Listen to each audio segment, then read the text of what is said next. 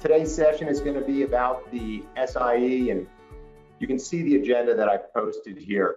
What I like to do in these sessions, if you've done a review session with me, is, I like to keep it interactive. I want you engaged with me, following along, sharing your thoughts, your feedback, your guidance, so that I can serve you. You'll see me looking around on the screen a little bit. That's because I have this giant screen, and I'm thankful for that. But if I'm looking over here, I'm checking out what you guys are saying. If I'm looking over there, I'm just making sure that what you're seeing is what I'm seeing.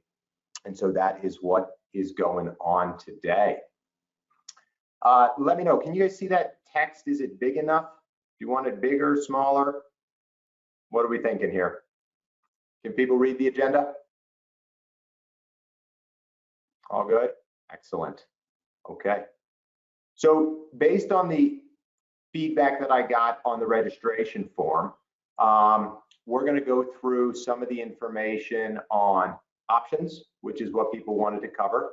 And then I'm going to also talk about bonds.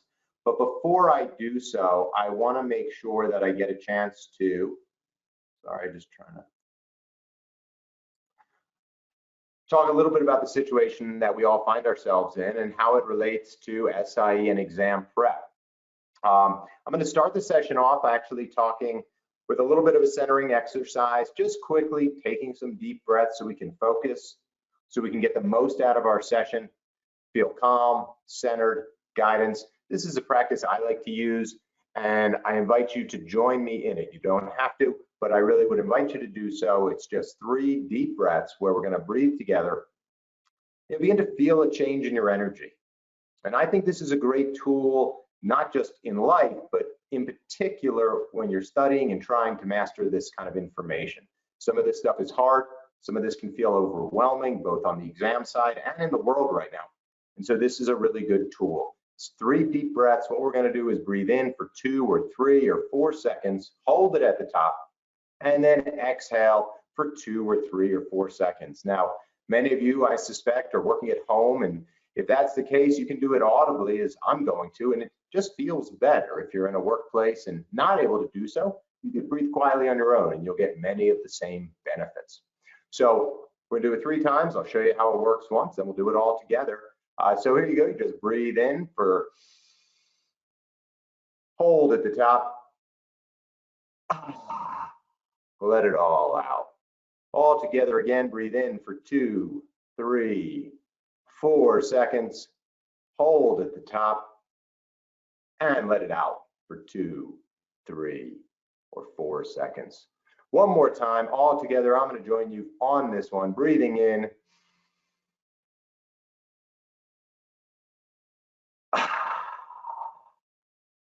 When you get that oxygenation in your brain, in your blood, gives you a little reset on the nervous system, you probably feel a little more calm. You probably feel a little more centered. In my mind, there's always a little bit of extra clarity that comes. I think of it like the water in your brain is just a little smoother.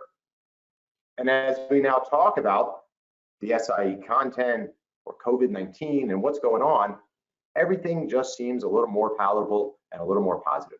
So I hope you were able to follow with me, along with me in that exercise, and I invite you to do it on your own, when you're studying, when you're not studying. It's a great one. Secondly, is to focus forward and think about the positivity of what's going to be happening down the line, how your prep and your efforts now are going to pay dividends, even in these times of uncertainty. I'm very confident and positive that the long-term outcome here will be fine, that the test centers are, of course, going to reopen. The jobs you have, the jobs you seek will be yours, and that this is just a blip, an interruption, an unexpected detour. And keeping that positive outset, keeping that positivity is so important in life and in study. And so I invite you to think and focus forward. Think about what's good, that all of humanity is uniformly focused on trying to solve this problem. And when I think of those things, it gives me comfort and allows me to then say, okay, my job is to make sure that I'm doing what I can do. And my job is to make sure that I'm taking the steps that I can so that when things resume towards a more normal state, I can take my exams, get back to work, learn and come out the other end of this better off than I was when I went in. So keep those thoughts in mind.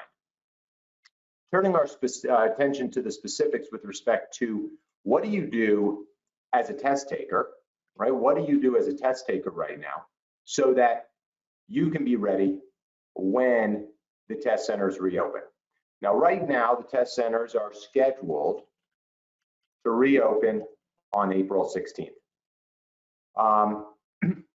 Whether that will be the case or not, I don't know. You don't know, but we can aim and prepare to be exam ready on that date. Now, let's say it gets to April 16th and it turns out test centers are not open. Well, if you are exam ready, what we're going to do at that point is have a continued discussion about what it means to do maintenance, what it means so that you can be ready to spring into action if and when those test centers do open, that you quickly can get a spot and then deliver the information that you've learned. And so this is not something we can control. I can't control it, you can't control it, and all we can do is say, we know at some point the test centers are going to reopen. And at that point in time, we will be ready to jump in and take our exams. What are the ways that we can do it and feel like we are not wasting our time, that we're being effective, and that we are able to get the info that we want? So I like to make sure that we're studying a little bit every day. What does that mean, study a little bit every day? Now, people's circumstances are different. I know people have different job obligations. Many of you may be working in circumstances that are different from what you were doing previously. And so my target would be 30 to 60 minutes per day as a way to keep fresh and knowledgeable about the SIE content. That's a big ask, that's a lot of time, but maybe you have time. Maybe you have the opportunity to make sure that this is the moment where you master the SIE content. And for many of you who are going on to additional exams, especially the Series 7, the more you learn our SIE content, the better positioned you will be to take the Series 7. If you're going on to take a different exam, maybe the 79, there is, of course, overlap, not necessarily as much, but it's still useful. Let's talk about the tools. What could you do to help ensure that you're studying the correct information, not getting bored, not just repeating the same Q bank questions? And so let me share a couple tools that you could use in this 30 to 60 minute per day study sessions to help you stay focused and up to date with the info. One of the things we have is flashcards. Those are on the training center or on the app. And that's a great tool to use to help easily kind of flip through different information. Make sure you know the testable point that we're trying to share with you in those flashcards. Another great tool is short quizzes, where we're thinking 20 to 30 questions on a specific topic or related set of topics. Now, when you do these short quizzes, this is really important, right?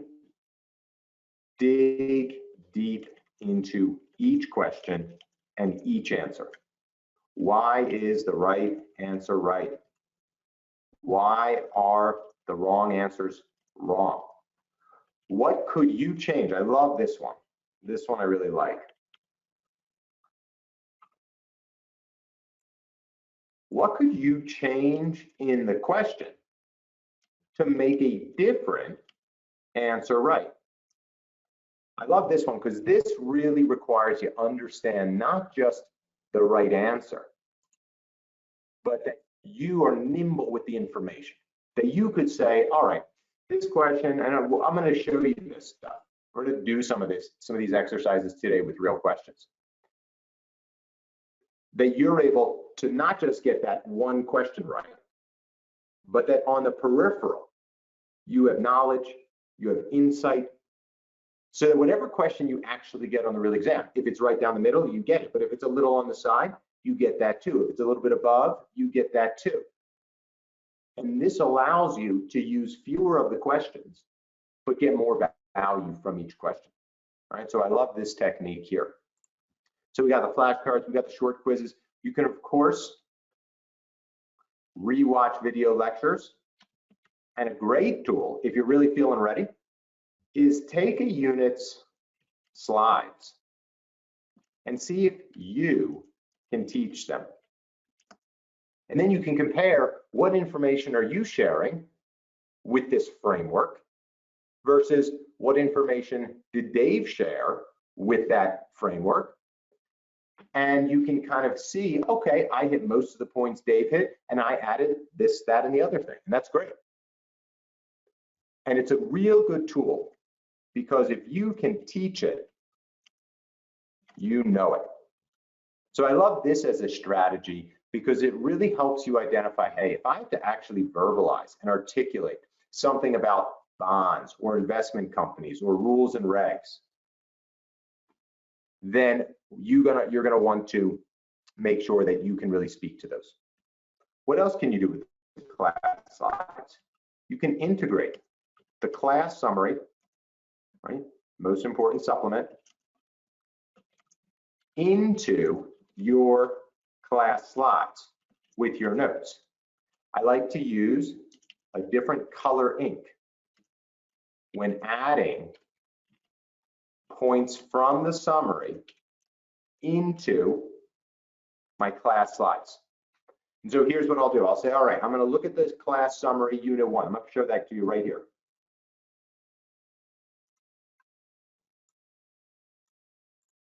So you can see, I just on front of this, I just pulled up for you. This is the class summary for the SIE.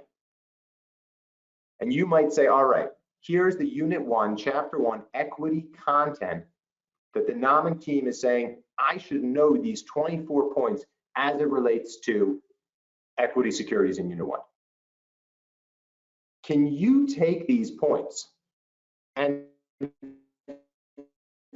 it could go in your class notes? Importantly, there's not a right and wrong on where they go.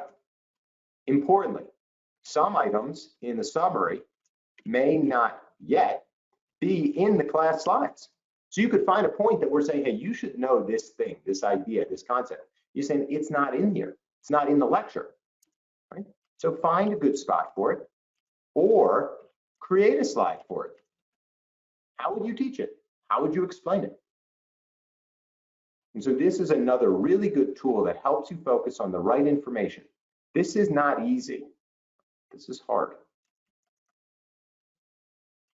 but very useful in terms of making sure you are understanding the right content as it relates to the larger context. A lot of the summary points are particular.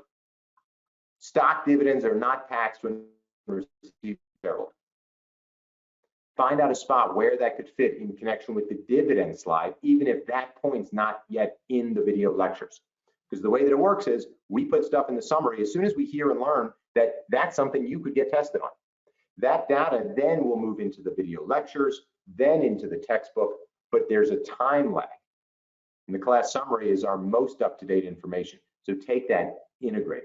So we've got flashcards, we've got short quizzes, we've got rewatching videos, we got integration with the class summary.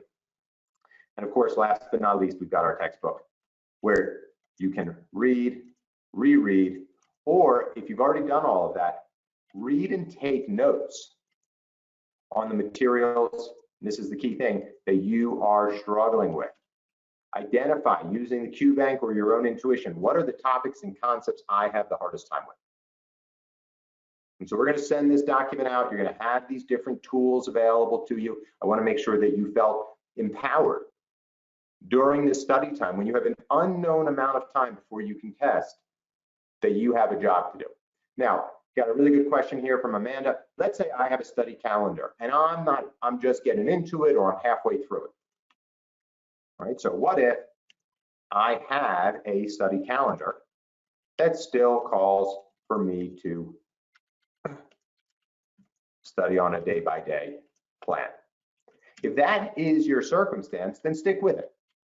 So if you have the required time, so your job or your situation allows you to devote the correct and the same amount of time as we indicated, that you would have for your study calendar. So if you were supposed to be studying for a full day and you still have a full day, or if you were supposed to be studying for 4 hours and you still have 4 hours, stick to the plan so that you reach, and this is the key thing, this is our position here.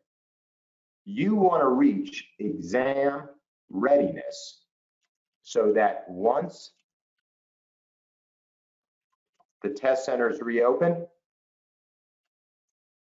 you are ready to sign up and test. And if you reach exam readiness before the test centers reopen, then you revert back to the 30 to 60 minutes of maintenance that we've been talking about. Because we don't know when that time of the test center reopening is going to be, we need and want to prepare so that we and our students and you are able to jump in as soon as possible. Now, we don't know how that reopening is going to happen, whether the test centers are going to be separating candidates so they're only filling every other seat.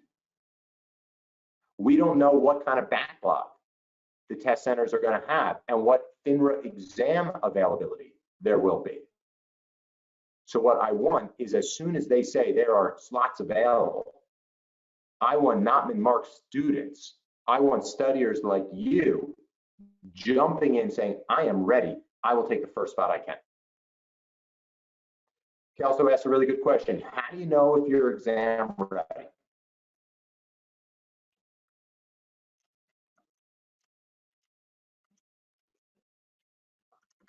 Exam readiness, in our mind, is indicated when you are comfortable with the material, can achieve passing scores on the QBank, and I would say in this moment, in this time, can do things like explain and talk and teach really the hard concepts and topics on the material. Can you explain and teach somebody who doesn't understand options what you're required to know? Can you explain and teach somebody what the different bond yields are? And what I love in this, I mean, one of the things about this circumstance is, can you explain what is going on in the markets now to someone who is less familiar? Can you explain why bond yields for existing bonds are going up and why bond prices are going down? So this would be ways that I would want to indicate somebody's exam ready. What I can't do though, what you want to hold off on are the diagnostic and benchmark exams. Save these until there is more clarity on test center opening dates. You want to have those exams, if you haven't yet taken them, in your pocket. But the other questions in the QBank you can use. The other questions are going to be useful to gauge where are you in terms of scoring. Let me ask you another question. And I see Marcelo's question. I'll get to that in a minute. What should I do if I exhaust the QBank? Meaning you have seen every question. This is where you go back to the strategy above of digging deeper into each question.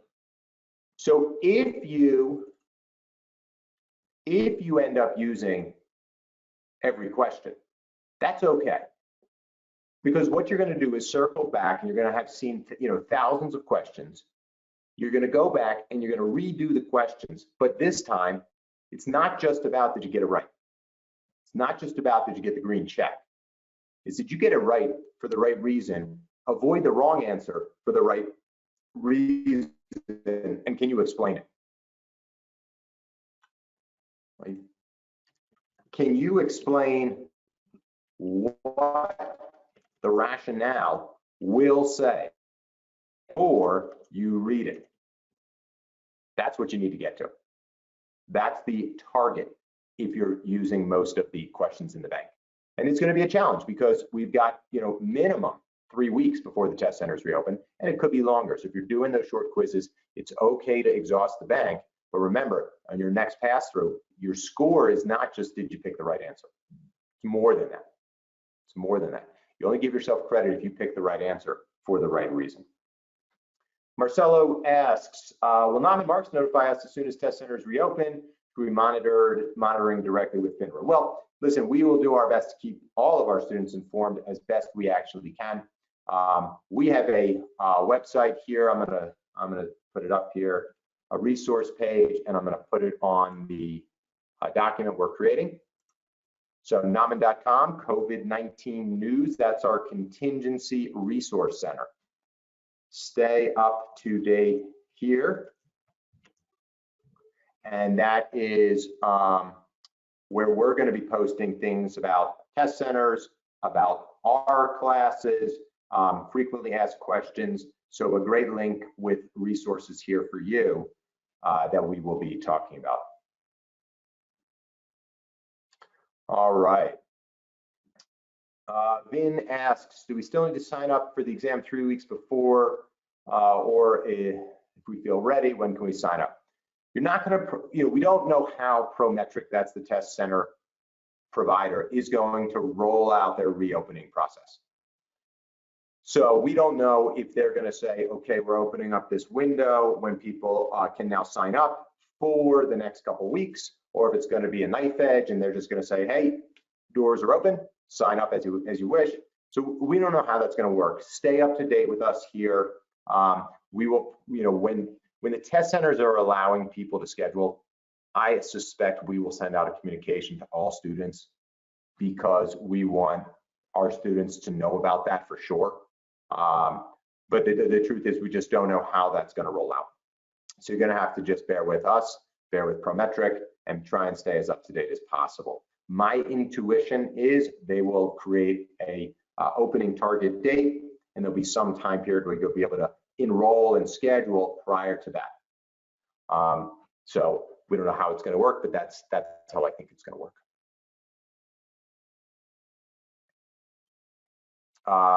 Blaine, yes. So Blaine asks raises a good point. Can you schedule now for a post-April 16th date?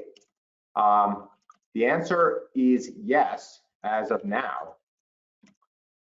And they are allowing you to book those dates out. So you could look to book at that time period if you feel confident and comfortable that you'll be exam ready at that time.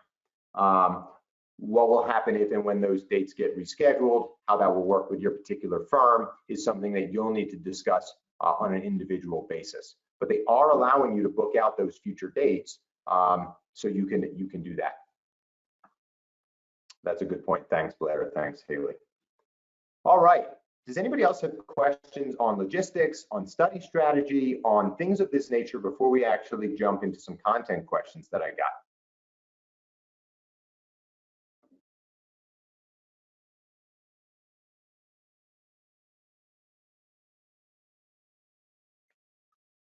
Okay, I see a question about vouchers. If you are in our ACES program and have questions about vouchers for your SIE, I'm going to reserve on that question. And what I'm going to do is come back to that group with a little more guidance via email, and we will cover that. Richard asks, do we have a calendar for a study structure? Our general study guidance is in our SIE action plan. And this provides you a step-by-step plan of what you should do. It doesn't map it to a specific daily routine because all students have different kinds of study availability, different amounts of time to study on different days based on their professional and personal obligations. So the action plan is in your training center at Knopman.com. So I would look there for guidance in terms of the step-by-step plan. And if you are in a program where we have sent you a more specific study calendar, that's something you can be following. But again, personal and professional obligations are very much fluid right now. And so there's not necessarily the same regimen that was in the case prior to the COVID-19 circumstances. All right. Just seeing if there's some more questions here. Will they offer online exams? I don't know. I don't know what's going to happen with respect to online exams. Muriel asks, what about a good way to study and retain information for questions that apply to your specific role less? Meaning probably what I'm understanding this to mean is, how do you study and retain stuff that's not relevant to you or your job? Most of this information is sort of tangential to people's specific roles because it's such a comprehensive exam. And so my suggestion is go back to that guidance, that information that we talked about, those tools up here, tools to stay exam ready, as a way to try and keep the content fresh and top of mind. Hiromi asked a good question. If my appointment's canceled, am I going to get any kind of higher priority or preference in rescheduling? That is a good question, but one I don't have the answer to. Again, that's going to be a prometric question, and I don't know how they're going to be handling that. All right, give it up to 3 more minutes on non-content stuff if people have other thoughts or questions. Happy to try my best to answer them.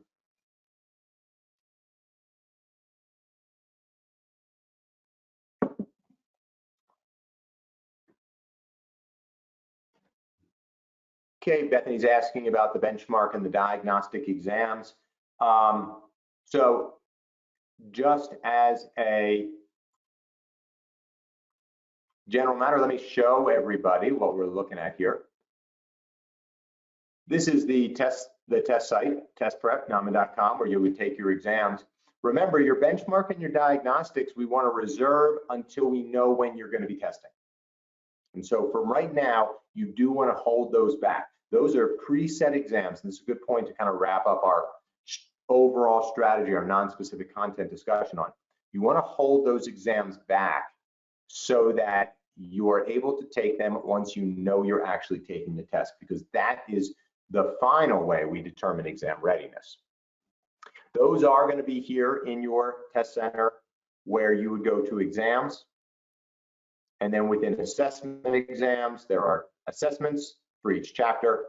And then the diagnostic and benchmark are in the final exams.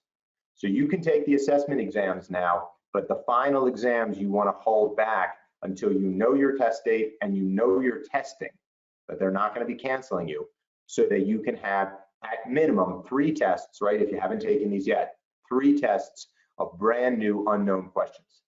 These questions are not in the larger pool.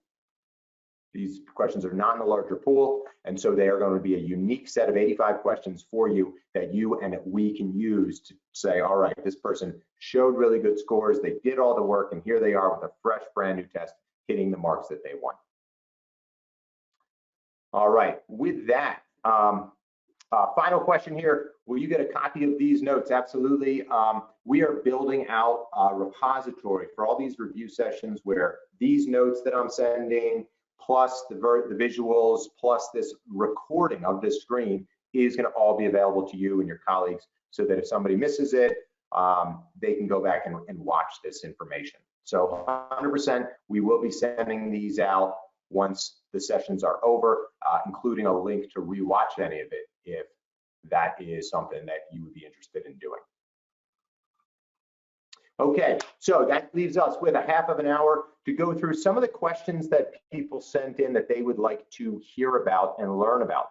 What I'd like to do is talk topically here, and I'm going to reserve a little bit of time to do questions together, because one of the things I really want to emphasize, and I'd love for you all to leave this session with, is a good understanding of how to do the deep dive into a particular question, how to maximize the value you extract from any 1 or 2 or 10 or 20 questions that you do, especially in this period of time where we don't know when you're going to actually test.